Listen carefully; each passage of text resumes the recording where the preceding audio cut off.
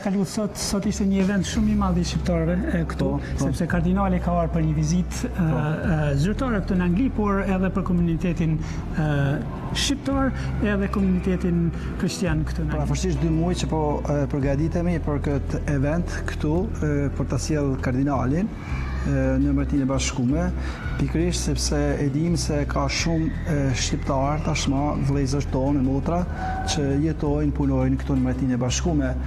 Edhe rasti i kardinalit është një rast i rrallë që ne shqiptarët duhet ta vlerësojmë, sepse kemi një kardinal dhe është një kënaqësi e jashtëzakonshme për ne edhe si komunitet katolik faktikisht. Kardinali aktualisht ka 98 vjet. Ka 10 vite që është emëruar kardinal Ernest Simoni Troshani, dhe ai shkon kudo ku e thrasin faktikisht, dhe ka ardhur edhe këtu në Mbretërinë e Bashkuar këtu ditë, pikërisht për të taku komunitetin ton këtu. Ne kemi punu parafarsisht për 2 muajt e fundit që të mund të realizojmë këtë ardhje të kardinalit këtu, së bashkut me Monsignor Artur Kolin, që kemi koordinuar gjërat së bashkut në mënyrë që kardinalit të realizojnë këtë vizitë. Ka qenë një vizitë shumë e ngjeshur, 5 ditore. Kardinali ka ardhur në datën 10 dhe kthehet në Firenze në datën 15 ditën e nesërme. Kemi pas çdo ditë evente, takime, mesh dhe gjithçka ka qenë nxjeshur në këtë vizitë të kardinalit. Dhe ajo që bjen sy faktikisht nga mosha që ka kardinali, një energji e pafund. Pa imagjinueshme. Dikush nga ju më tha që kishte bërë gati 8 vjetor drive-in, like. Eksakt. Dje kemi bë afërsisht 8 ose 9 orë udhëtim. Kemi qenë në Manchester, ai ka dashur që të udhtojnë e të takojnë edhe një komunitet tjetër që kemi një arritje jashtëzakonshme.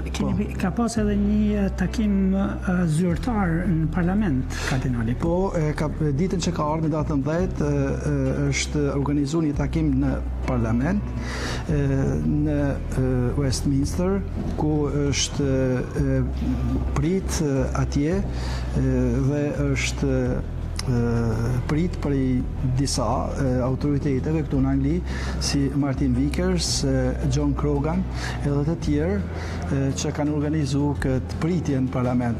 Dhe ka qenë një kënaqësi e madhe për ne, faktikisht, por edhe për ato parlamentarë që thanë për ne është një nder i madh, edhe një rast i rrallë se një kardinal na vjen në Westminster.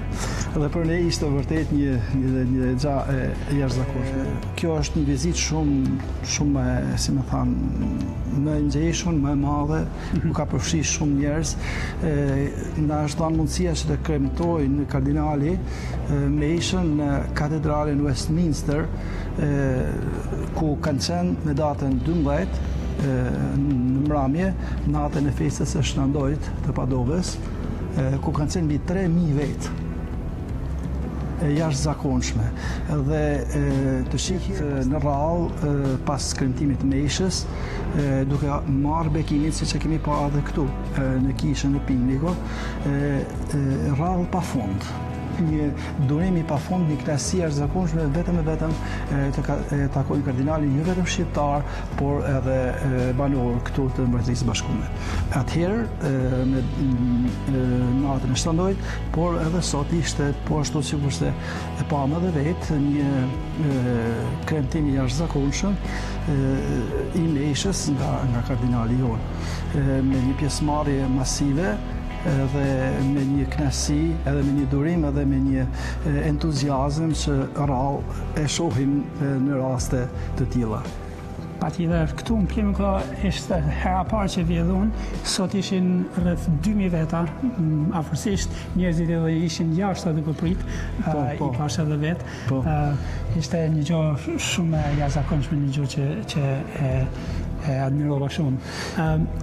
Unë jam aktualisht një koordinues i bashkësisë shqiptare këtu në Angli, bashkësisë katolike faktikisht, dhe vi herë mas herët e kemi bën një kalendar vjetor për festat kryesore vetëm që këto vëllezërit e motrat tona mos jenë të braktisur krejtësisht, domethënë nga ana jonë në Shqipëri, për sa i përket udhëheqjes fetare po flas, dhe derisa të gjejmë një zgjidhje përfundimtare për të sjellë një meshtar këtu, sepse shohim se një pjesë e mirë e vëllezërve motrave tonë, njerëzve tonë, tashmë i kemi jashtë Shqipërisë, i kemi në Itali, i kemi në Gjermani, i kemi në Zvicër, i kemi në këtë përkujdesje edhe në të ardhmen, të shohim, shpresojmë që të gjejmë një mënyrë sa më të mirë për këtë çështje.